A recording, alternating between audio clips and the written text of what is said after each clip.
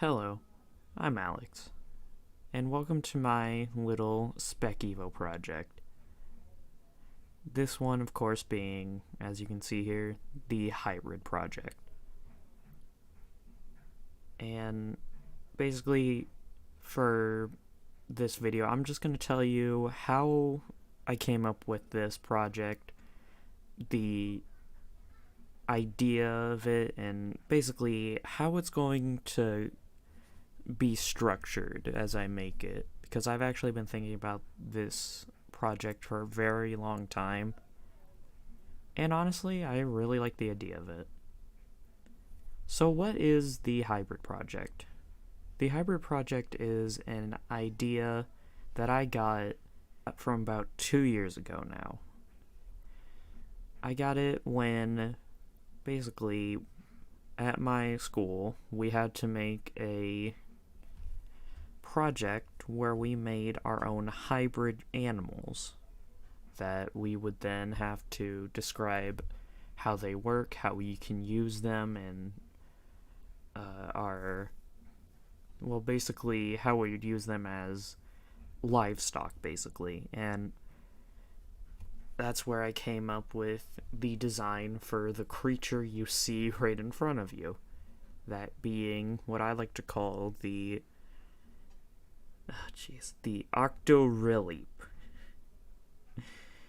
or the praying octorylleep. It was a weird idea, but this is what made me think about the rest of the project.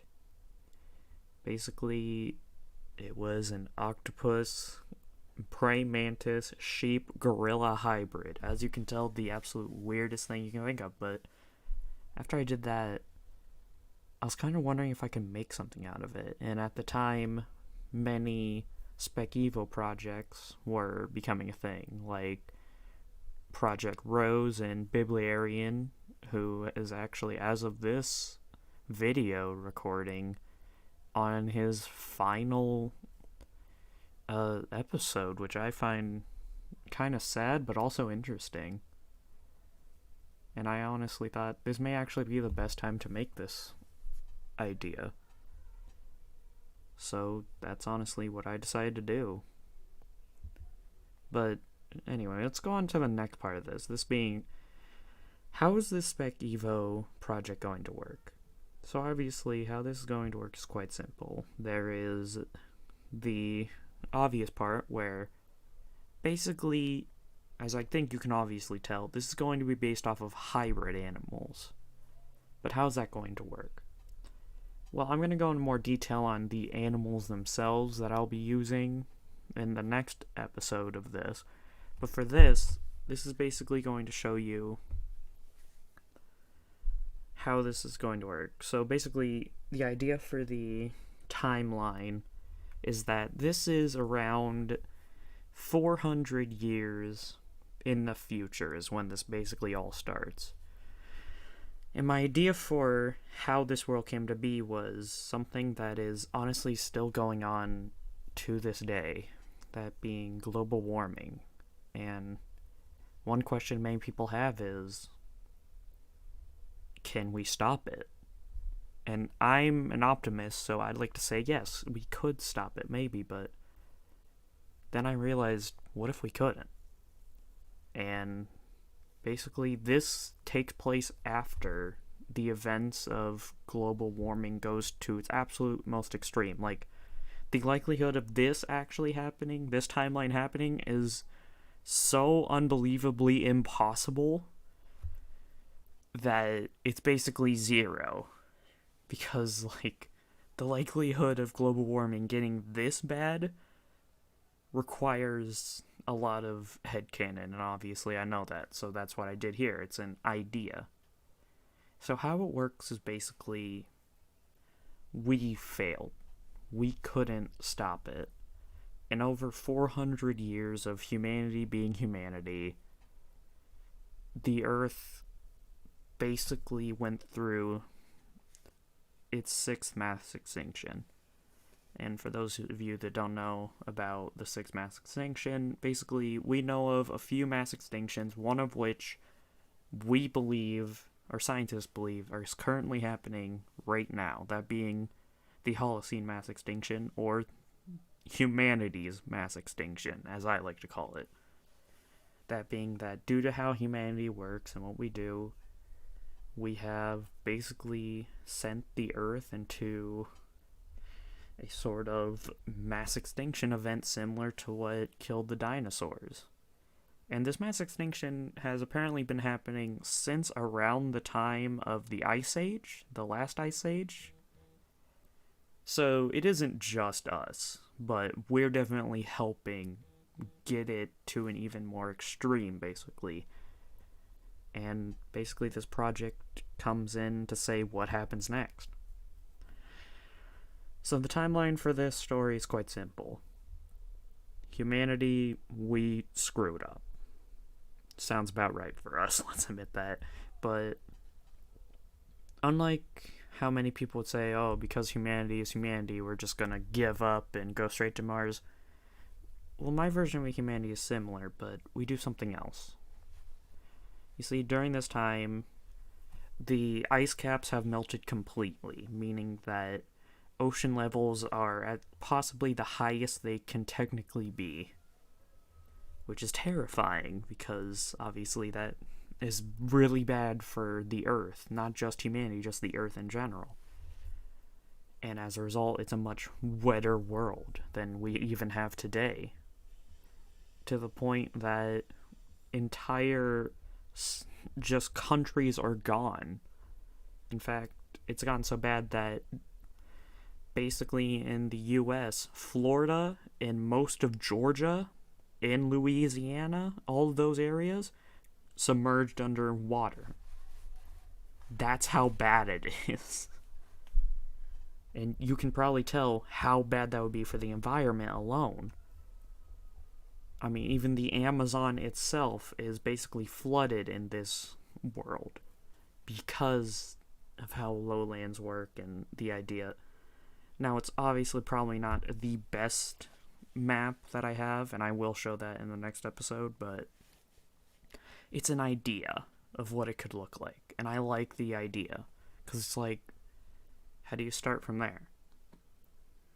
And at least in my world, how it starts is that humanity, instead of just going straight to Mars, because yes, humanity in this timeline has been able to colonize Mars, but they were not able to save Earth, or they were able to save Earth, because obviously animals, humanity can still exist, but humanity realized Earth doesn't deserve us. It is a beautiful place that does not deserve our destructive nature on it. It deserves to be its own thing. And so humanity decides we need to make this right. So what they do is that they basically make hybrid animals. And by the way, for this project, I'm only going to have 5 hybrid species as a baseline. Now, there is going to be other species that are not hybrids, like, for example, big cats, dogs. I am going to have that in this project. It isn't just going to be hybrids. But the hybrids are obviously the biggest part of this entire project, but obviously I can't just do a whole world of hybrids, because I like the idea of hybrids and normal Earth creatures living coexisting. But yeah, basically there are hundreds of species and other things like that, like hybrid species that humanity has made. But these are the 5 species that, the 5 main species that not only survived the longest, but basically survived past the first era. Because I'm also going to be making a new timeline, which again I will show in the next episode. Basically, it's going to be in the new era. So we have BC AD, BCE, CE. Well, this is going to be NE, new era. And this is going to take place in a basically a new entire era called the hybrid era, or the hybridozoic. Obviously, Cenozoic, Paleozoic, Mesozoic, and then hybridozoic is obviously because all of these times, the eras are all, of course, based off of the names of what was the biggest dominant thing at the time. Paleozoic, the things before the dinosaurs. Mesozoic, age of the dinosaurs. Cenozoic, age of mammals, like that kind of stuff. And I just decided to do it from there. And this timeline is going to take place around from basically when we start, it's going to be around 100,000 years after the species have been seeded on this earth to 200 million years in the future. Any of you Spec Evo fans out there are obviously going to see that this is going to take place around the same time that the Futures Wilds timeline takes place, and we're going to see a entire timeline around there. So the hybridozoic is going to take place 200 million years, which is a long time, and a lot can happen. And I will say this, there's going to be a few eras throughout it, and obviously they're going to be split up and all of that. And you are going to see some changes. You will not see this guy up here. He is basically just my mascot, but he's not an actual animal, unfortunately. I just love the design of this thing way too much. Now, episodes, they will come out not regularly, because one thing I do is that I'm actually using this to help me with my ability to draw. So obviously, you'll see the other animals that I have. Their designs are less cleaned up than this one, honestly. And obviously, one thing is that it will take a while for each episode to come out. I'm going to try and go as regularly as I can, but I have work and school that I have to deal with too, along with this, so I'm going to try my best. So, for any of you guys that are honestly really excited for this, thank you, and get ready, because this will be an adventure. See you guys soon.